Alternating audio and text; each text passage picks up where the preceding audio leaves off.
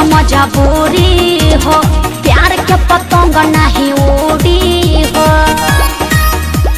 बुझलू ए जानू बुझा मजबूरी हो, अब प्यार के पतंग नहीं उड़ी हो।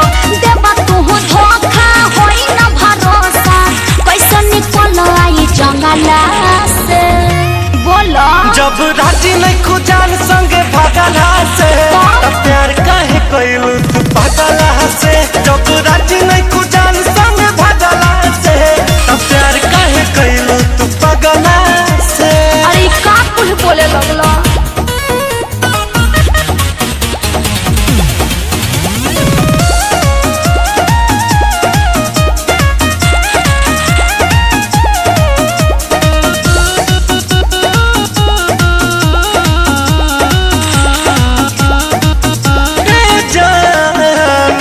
रजनी सांझे बिहान ना तो दीवाना के चले जाए जान। ऐसे मत बोलो जान, हम जानता नहीं होई तो हर प्यारी हो। अभी फानब नहीं लोभ के दुआरी हो। बनी पकड़ाइल कस के थुराइल, फोनवा पे दिन भर लगला से का करी। जब राजी नहीं खुजान संगे भागला से, तो प्यार काहे कइलू तू पागला से। जब राजी नहीं खुजान संगे भागला से, तो प्यार काहे कइलू तू पागला से। लव लगला उल्टा पुल्टा सोचे। अरे तू तो कम से कम सोचा।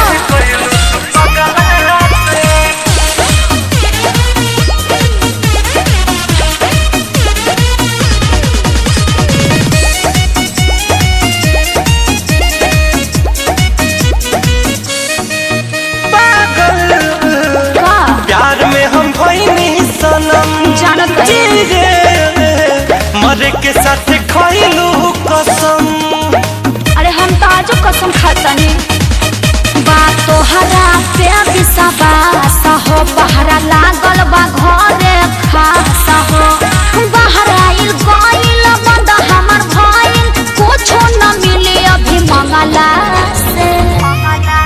जब राजी नहीं खुजान संगे भागला से, तो प्यार काहे कइलू तू पागला से। जब राजी नहीं खुजान संगे भागला से, तो प्यार काहे कइलू तू पागला से। ओहो कुछ दिन और रुक जा।